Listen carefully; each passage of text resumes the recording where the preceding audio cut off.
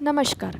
मैं निहारिका सिंह स्वागत करती हूँ आप सभी का हमारे YouTube channel the Mumbai central में।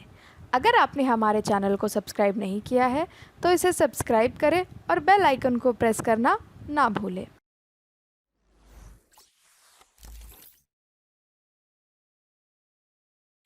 नई शिक्षा नीति में इस बार जीडीपी का 6% खर्च करने को कहा गया है। यह तीसरी बार है जब शिक्षा नीति में परिवर्तन किया गया है। इससे पहले 1968 में जब इंदिरा गांधी प्रधानमंत्री थी, दूसरी बार 1986 में जब राजीव गांधी प्रधानमंत्री थे और अब 2020 में जब नरेंद्र मोदी प्रधानमंत्री हैं। लेकिन यहाँ गौर करने वाली बात यह है, 34 साल बाद शिक्षा नीति में बड़े बदलाव किए गए हैं। वही 1986 की बात करें तो उस समय नई शिक्षा नीति तो आई थी, लेकिन इसमें सिर्फ नाम करने के लिए ही बदलाव किए गए थे, जबकि पूरा का पूरा 1968 का ही ढांचा था। दरअसल 1968 में शिक्षा नीति कोठारी कमीशन पर बनी थी।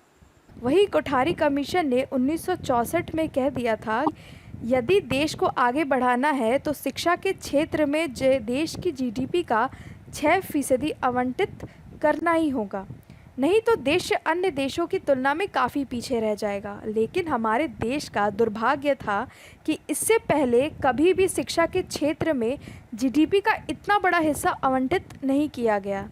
2017 से 2018 की बात करें तो जीडीपी का टोटल 2.7% ही शिक्षा के लिए खर्च किया गया। वहीं सेंट्रल और स्टेट सरकार ने वार्षिक टोटल पब्लिक इन्वेस्टमेंट का 10% ही खर्च किया है। भारत में देखा जाए तो पिछले 5 साल में जीडीपी का केवल 3% ही शिक्षा पर खर्च किया गया।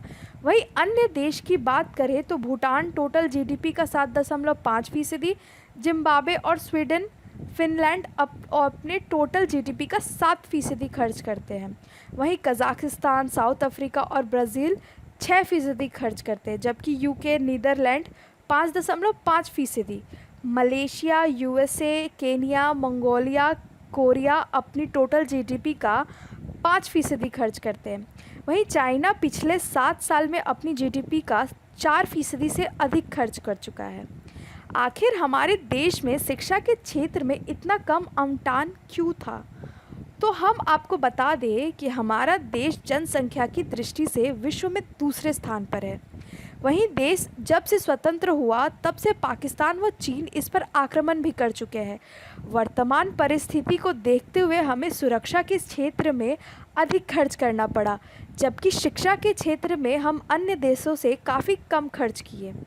लेकिन अब देश की जीडीपी का कुल 6% हिस्सा शिक्षा के क्षेत्र में खर्च होगा, तो स्वाभाविक है कि देश का विकास होना ही होना है, क्योंकि इस सरकार का लक्ष्य है कि 2030-2032 तक देश की इकोनॉमी वर्ल्ड में तीसरी स्थान पर हो।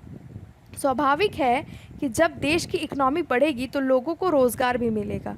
जब लोगों को रोज़गार मिलेगा तो वह टैक्स भी देंगे और इस तरह से देश का विकास होगा।